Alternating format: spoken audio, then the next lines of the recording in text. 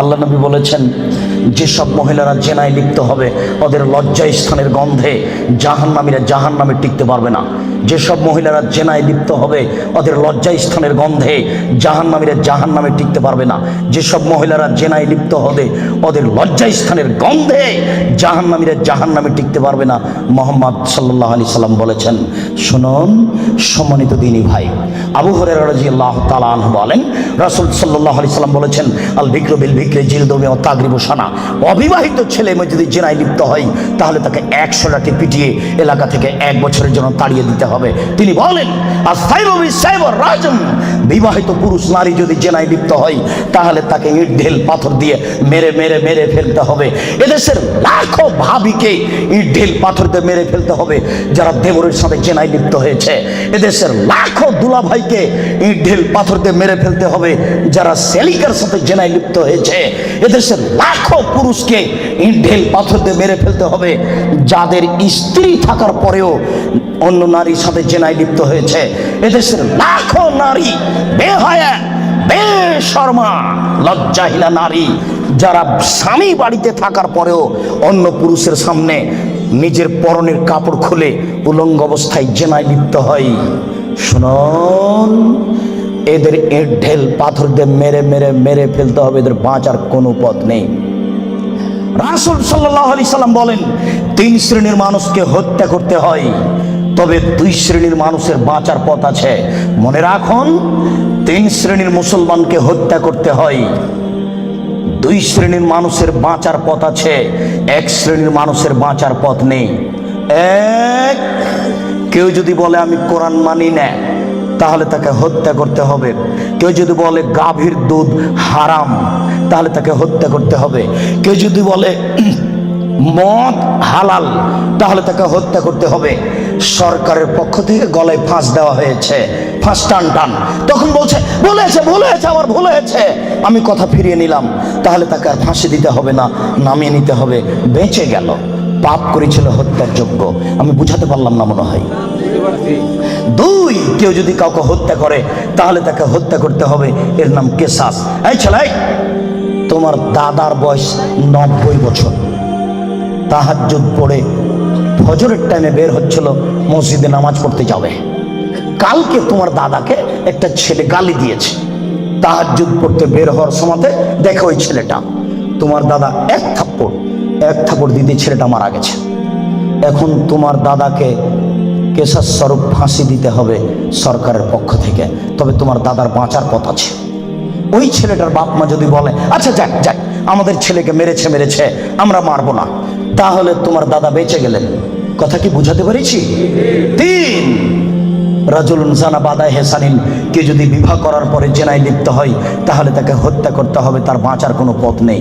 কেউ যদি বিবাহ করার পরে জেনায় লিপ্ত হয় তাহলে তাকে হত্যা করতে হবে, তার বাঁচার পথ নেই।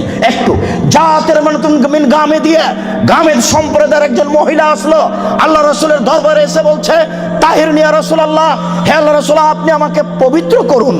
তখন আল্লাহ রাসূল বললেন, ইরজি, বাড়ি তুমি ফিরে যাও, আস্তাগফিরুল্লাহ, আল্লাহর নিকটে ক্ষমা চাও, ও তুবি ইলাইহি, তুমি তওবা করো, তোমার পাপ ক্ষমা হয়ে যাবে। তখন মহিলাটি বলছে, হ্যাঁ তুরাদ্দাদুনি কামারা দাদ্দা মাইজ ইবনে মালিক, আপনি মাইজ ইবনে মালিকের বিচার না করে বারবার ফিরিয়ে দিয়েছিলেন, আপনি কি আমাকে সেইভাবে ফিরিয়ে দিতে চাচ্ছেন?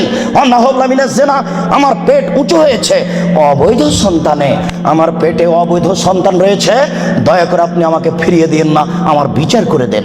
তখন আল্লাহ রাসূল বললেন, আচ্ছা ঠিক আছে, ইরজি হাত্তা তালিদি, তুমি বাড়ি চলে যাও, যেদিন তোমার বাচ্চা হবে সেদিন আসিও, বিচার করে দেব। মহিলা বাড়ি চলে গেল। বাচ্চা সবে মাত্র প্রসব হয়েছে। মুসলিম গ্রন্থে এসেছে ওই বাচ্চাটাকে ন্যাকড়ার মধ্যে জড়িয়েছে, প্রসব হওয়া মাত্র জড়িয়ে নিয়ে এসে আল্লাহ রাসূলের দরবারে এসে বলছে আল্লাহ রাসূল এই দেখেন বাচ্চা প্রসব হয়েছে, বিচার করে দেন। আল্লাহ রাসূল মাথাটা নিচু করে বলছেন, ইরজি, বাড়ি চলে যাও, ফারজি হে, বাচ্চাকে দুধ খাওয়াও, হাতে তাতে মিহে, যেদিন বাচ্চা দুধ ছেড়ে দিবে সেদিন আসিও, বিচার করে দেবো। মহিলা চলে গেল। বাচ্চাকে 2 বছর দুধ পান করালো। 2 বছর পরে মহিলা বিচারালয়ে উপস্থিত, অফিয়াদেহি কেসরাত খুবসিন, এমত অবস্থায় বাচ্চার হাতে এক টুকরা রুটি রয়েছে। এই রুটি প্রমাণ করে বাচ্চা খাদ্য খেতে পারে। ফাওয়াসাদাহু বেয়াদে রাজুলিন মিনাল মুসলিমিনা, আল্লাহ রাসূল ওই ছেলেটাকে একজন মুসলমানের হাতে সমর্পণ করলেন। বললেন, যাও তুমি এই ছেলেটাকে লালন পালন করো। তিনি বললেন, সঙ্গী সাথী, এই যাবো বিহা, তোমরা একে মাঠে নিয়ে যাও, এই মহিলাকে মাঠে নিয়ে যাও। আফরিল্লাহ সাতরেহা, মাঠে নিয়ে গিয়ে গর্ত খুঁড়ে বুক পর্যন্ত পুঁতে দাও। ফারজেমুহা, এরপরে তাকে ইট ঢেল পাথর দিয়ে মেরে মেরে মেরে ফেলো। সাহাবীগণ বলেন, আমরা তাকে মাঠে নিয়ে গেলাম। মাঠে নিয়ে গিয়ে গর্ত খুঁড়ে বুক পর্যন্ত মাটিতে পুঁতে দিলাম। এরপরে চতুর্দিক থেকে ইট ঢেল পাথর মারতে লাগলাম। খালিদ বিন ওয়ালিদ বলেন, একটা পাথর আমি নিয়ে তার মুখের উপরে মারলাম। ফাতারা জাহাদাম আল্লাহ আছে খালিদ, পাথরটা মুখে লেগে মুখ ফেটে রক্ত ছিটে খালিদের গায়ে লাগলো। ফাসাবাহা, খালিদ গালি দিয়ে বসলেন, ছি ছি, একজন জেনাকারিনী মহিলার গায়ের রক্ত আমার গায়ে লাগলো, এরকম কিছু হবে? আল্লাহ রাসূল বললেন, মারে রে খালিদ, খালিদ তুমি গালি দিও না। লাগা তাওবা তাওবাতান লাউ তাওয়া সায়মাকসিন লা গফিরা লাহু। এই মহিলা আল্লাহর দরবারে এত ক্ষমা ভিক্ষা চেয়েছে, এই মহিলা আল্লাহর দরবারে এত কান্নাকাটি করেছে। পৃথিবীর বড় থেকে বড় পাপী যদি এইভাবে কান্নাকাটি করে, তাহলে তার পাপ ক্ষমা হয়ে যাবে। খালিদ, তুমি একে গালি দিও না। দুঃখিত, আপনাকে আমি কি দিয়ে বুঝাই? পৃথিবীর সবচেয়ে বড় পাওয়ারফুল মানুষ হচ্ছেন মুহাম্মদ সাল্লাল্লাহু আলাইহি সাল্লাম। পৃথিবীর ইতিহাসে এত বড় পাওয়ারফুল মানুষ কেউ জন্ম নেয়নি, কিয়ামত পর্যন্ত কেউ নিবে না। জান্নাতের গেটে বড় অক্ষরে লেখা আছে, সর্বপ্রথমে যিনি জান্নাতে প্রবেশ করবেন তিনি হলেন মুহাম্মদ সাল্লাল্লাহু আলাইহি সাল্লাম। জান্নাতের ভিতরে একটা ঘর আছে, সেই ঘরের ভিতর দিকে একজন ফেরেশতাকে দাঁড় করে রাখা হয়েছে, এখনো উপস্থিত। তাকে বলা হয়েছে, কেউ যদি বাহির থেকে এসে ঠক ঠক করে শব্দ দেয়, কে যদি বাহির থেকে বলে মুহাম্মদ, তাহলে এই দরজা খুলে দিও। এই ঘর মোহাম্মদ ছাড়া কারোর জন্য খোলা হবে না। আপনাকে আমি কি দিয়ে বুঝাই মুহাম্মদ সাল্লাল্লাহু আলাইহি সাল্লাম কত বড় পাওয়ারফুল মানুষ? বিচারের মাঠে ইব্রাহিম আলাইহিস সালাম বলবেন, কাদ গাজিবা আলাইয়া রাব্বি, আমার প্রতিপালক আমার উপরে রাগ করেছেন। মা গাজিবা মিন কাবলা বাদ, আমার প্রতিপালক এইরকম রাগ পূর্বেও কোনোদিন করেননি, ভবিষ্যতেও কোনোদিন করবেন না।